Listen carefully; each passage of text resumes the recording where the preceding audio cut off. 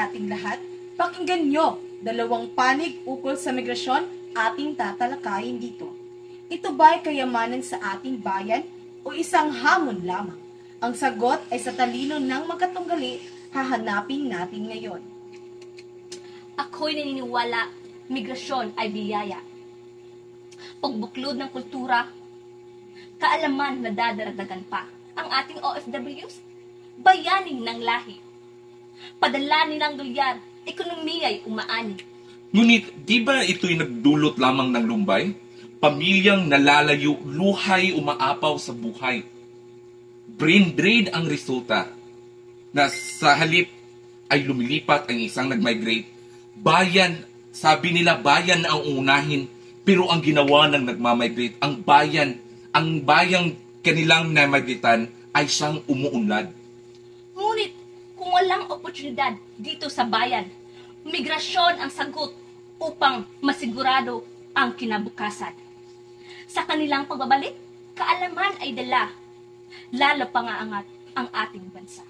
Ngunit bakit tayo aasa sa paglayo?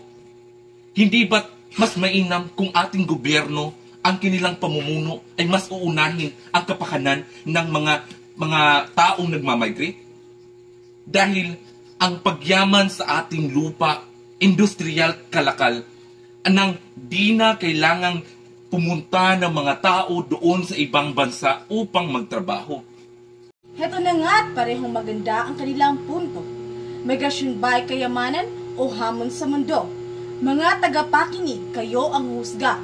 Alin ba ang higit na mahalaga?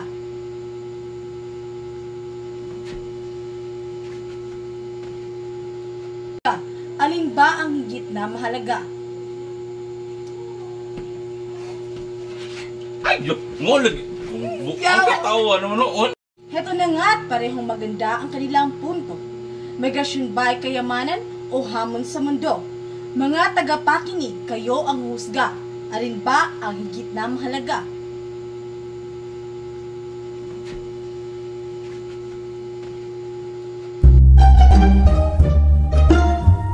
Kanilang punto. Migrasyon ba'y kayamanan o hamon sa mundo? Mga tapak.